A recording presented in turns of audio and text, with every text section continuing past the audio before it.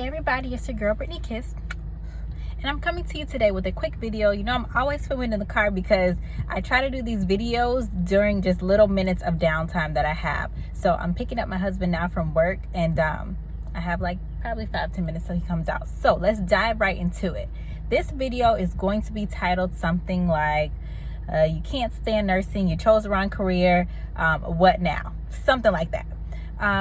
I just want to let y'all know first off that there is hope. When I first started off in nursing, I was miserable. When I tell you miserable, I was like, why did I do this? I made the wrong decision. And I felt like I knew from my very first day of clinical that I felt like nursing was not for me, okay? It was high stress. You know, a lot of places that you're working, it's very physically demanding. And I'm small, y'all. Like I'm trying to like step up my my little workout routine and get it together to tone and just build strength and be healthy. But you know, there's some people that are like, you know, they got some meat on their bones, and especially when you're immobile, it's very physically demanding. Now also your patient to nurse ratio, a lot of times that's really not quite right, and you feel overstretched. You feel set up for failure. Now, if you haven't had this experience, I'm so happy for you, and I hope that you never experience this in nursing. Hopefully you work at a really nice facility and the ratios are great and you have supportive just staff around you. That is how it really should be. But for a lot of those nurses that have experienced this, I just want you to know that there is hope. You have to develop a strategy for what you're going to do with nursing though. Okay, so this is for people who are they've decided that they want to change their career path, but they do not want to just throw away their nursing degree altogether. Which, if you feel like you just want nothing to do with nursing at all whatsoever, more power to you. You know, I hope that you find something that excites you and fulfills you that you can go into. So me, for example, I had other goals outside of nursing. I always wanted to write a children's book, which I'm doing right now. It's actually about to launch. Hopefully it'll be launching next month, so I'll give y'all some details on that soon. But I'm super excited. It's like my baby. But that's something that I'm interested in that's completely outside of nursing. I've always just had these little projects that I would do. So if you are an entrepreneur by nature, know that your experience in nursing that you had is going to help you. If you can be a nurse, if you can survive nursing school and then you can be a nurse on the floor, you can literally do everything, because we have to juggle so many functions and maintain our professionalism and maintain, you know, be good with time management and critically think. And, you know, it's like you're always on. So I already know that you're ahead of the game just as a nurse. Okay. Now, as far as developing a strategy, you have to think about something in nursing that you would not mind doing.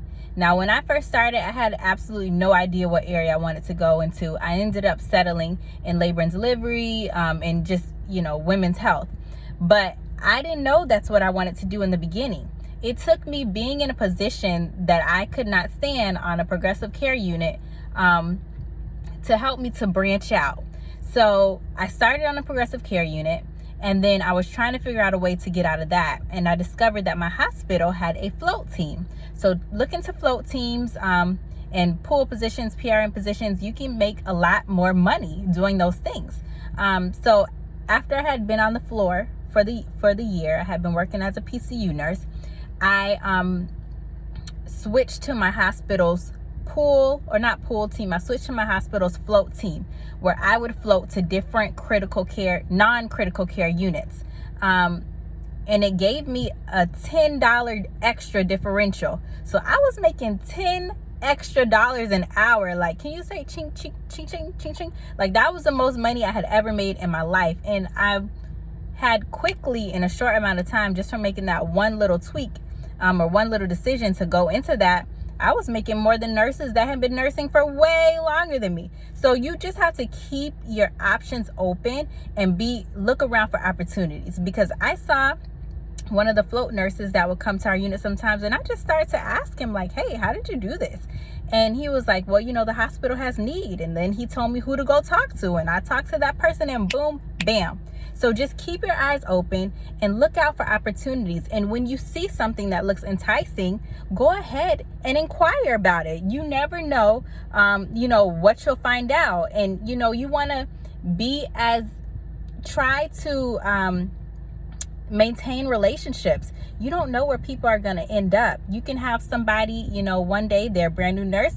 The next year they are, working on another unit that you might want to go to, and boom, you kept in contact with this person. They can help you get in, So you just have to keep your eyes open for opportunities, and then don't be afraid to just do something different. So after I did that float nurse position, which I felt like gave me a lot of experience, because I would go to neuro, I would go to rehab, I would float to neuro, rehab, what's the other one? Med surge. But I got to see different types of patients. So I felt like that gave me more confidence as a nurse. And from there, I ended up going to labor and delivery, which I had gotten to a place where I could stand my job a little bit more, but I was still very unhappy. And I just wanted to do something completely different. So boom, I land a labor and delivery job after applying for it like 5 times. So don't give up, y'all. Keep going. When you are a registered nurse and you have your BSN, you are eligible for these jobs that you apply for. If you don't get it right away, don't be discouraged. Apply again. Try and find a way to maybe get to the nurse manager so you can talk to her or him face to face and introduce yourself, so that next time you apply, the odds are a little bit more in your favor. But anyway, so I end up on labor and delivery. I'm getting closer. I'm getting warmer, y'all. Sometimes you have to take little steps to get warmer to really figure out what you want to do. I get there. I'm like, wow, this is a completely different world, and it's kind of exciting. I'm looking at the different nurses that are working this facet. You have nurse midwives here. The nurses on labor and delivery, they function very independently, because labor and delivery goes by a lot of protocols, because the doctor is not always available to be there right when you need them. So this patient still needs care. The patient's baby might be about to come out of the hoo-ha, so you have to be ready to act. But so going into that space, which was something I never in a million years thought I would have want to, help me to get closer to what I'm doing now, which is being a lactation consultant. When I tell y'all I love my job, I love my job. I'm still training, and I already know that this is something that I'm going to be doing for probably the rest of my life, just because helping women to be able to nourish their babies, helping them to hone their breastfeeding skills, and just make little tweaks here and there to help them, provide everything that they need for their child is so rewarding. And I feel like I finally have time to spend with patients, and I still don't have enough time to spend with them, but I have more so time than I did being on the floor. I enjoy it so much. I can't even believe it. I always knew that I enjoyed being a nurse. Now, when I say that, I feel like I have the spirit of a nurse, as far as being caring and wanting the best for people and wanting to make a difference. But I knew that being a floor nurse was not for me at all. But I always took pride in nursing. Like I to this day, I feel like it's a great career to go into. But you just have to have a strategy, or else nursing can run you into the ground.